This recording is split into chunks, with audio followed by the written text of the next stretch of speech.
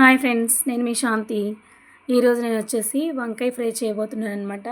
Super అంటే super టేస్టీగా ఉంటుంది. కళాయి పెట్టేసి ఒక 4 గంటల ఆయిల్ అలా వేసుకోవాలి, మనం తీసుకున్న వంకాయల క్వాంటిటీని బట్టి. నేనైతే ఈ ఫ్రై కోసం ఎటువంటి మసాలా పొడులు కూడా వాడట్లేదన్నమాట. సింపుల్గా చేసి చూపిస్తాను, చాలా టేస్టీగా ఉంటుంది. ఈ వీడియో చూసి ఒకసారి మీరు కూడా ట్రై చేయండి. చూడండి, నేనైతే వంకాయని ఇలా కట్ చేస్తున్నాను. చివరి వరకు అయితే కట్ చేయట్లేదనమాట, అడుగున కొంచెం స్పేస్ ఉంచుతున్నాను, మళ్ళీ ముక్కలు చిదరవకుండా ఉంటాయి. ఇలా 4 భాగాలుగా కట్ చేసుకొని, వంకాయలు అయితే కారం పెట్టట్లేదు నేను. ఇదే విధంగా మనం అన్ని వంకాయలని కట్ చేసుకోవాలన్నమాట 4 భాగాలుగా. కొంచెం ఆయిల్ హీట్ ఎక్కిన తర్వాత ఈ వంకాయలన్నీ ఆయిల్లో వేయాలి. తాలింపు గింజలు కూడా వేయలేదనమాట, ఓన్లీ వంకాయల వరకే నేను ఆయిల్లో వేసి, వంకాయలు మెత్తగా లేకుండా కొంచెం గట్టిగా అయ్యేదాకా ఆయిల్లో డీప్ ఫ్రై చేయాలి. ఈ కర్రీ చాలా టేస్టీగా ఉంటుంది. ఒక ప్లేట్ తినే వాళ్ళు కూడా 2 ప్లేట్లు లాగించేస్తారనమాట రైస్, అంత టేస్టీగా ఉంటుంది. ఫైనల్గా అయితే నేను మూత పెట్టేశాను. ఇవి కొంచెం మగ్గేంత వరకు మధ్య మధ్యలో ఒకసారి మూత ఓపెన్ చేసి తిప్పుతూ ఉండాలన్నమాట. మళ్ళీ మాడకుండా, ఒక సైడ్ అయితే మాడిపోతాయి, అందుకోసం చూసుకుంటూ మధ్య మధ్యలో అలా తిప్పుతూ ఉండాలన్నమాట. వంకాయలు మొత్తం ఈవెన్గా కుక్ అయ్యేంత వరకు ఇలా ఆయిల్లో డీప్ ఫ్రై చేసుకోవాలి. ఫ్రెండ్స్, నా వీడియోస్ అయితే చూస్తున్నారు కానీ లైక్లు అయితే ఇవ్వట్లేదన్నమాట. లైక్ కూడా చేయండి కంపల్సరీగా. నా వీడియోస్ నచ్చితే నా ఛానల్ని సబ్స్క్రైబ్ చేసుకోవడం మర్చిపోకండి, తప్పనిసరిగా సబ్స్క్రైబ్ చేసుకోండి. ఓకే, మన వంకాయలు అయితే లైట్గా కుక్ అయ్యాయి అనమాట. వన్ సైడ్ నేనైతే టర్న్ చేస్తున్నాను. ఇలా ఈవెన్గా అన్నీ వేగాలన్నమాట. మీరు ఎప్పుడైనా ఇలా ట్రై చేశారా కర్రీ? నాకు కామెంట్ చేయండి. చాలా టేస్ట్గా ఉంటుందన్నమాట ఈ కర్రీ. ఎక్కువ టైం కూడా పట్టదనమాట. కరెక్ట్గా ఒక 10 మినిట్స్ ఆర్ 15 మినిట్స్లో కర్రీ అయితే అయిపోతుంది.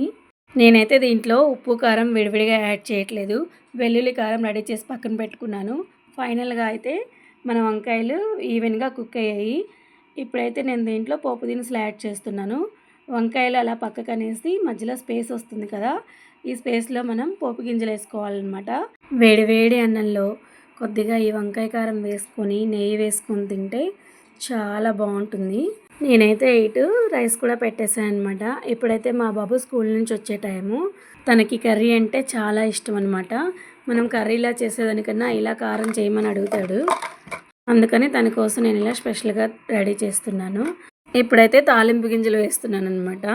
ఇవి నేను ఒక 2 టీ స్పూన్స్ అట్లా వేసాను. ఇవైతే అక్కడక్కడ రైస్లో తగులుతూ బాగుంటాయి, కొంచెం ఎక్కువ యాడ్ చేసుకుంటే. వంకాయ కారం ఈ రెసిపీ ఇలా ఈజీగా కూడా చేసుకోవచ్చు. కారం అనేది కాయల్లో పెట్టకుండానే ఇలా చేసుకోవచ్చు అనమాట. కారం చల్లిన తర్వాత కాయలన్నిటికీ, వంకాయలన్నిటికీ కారం పడుతుందన్నమాట.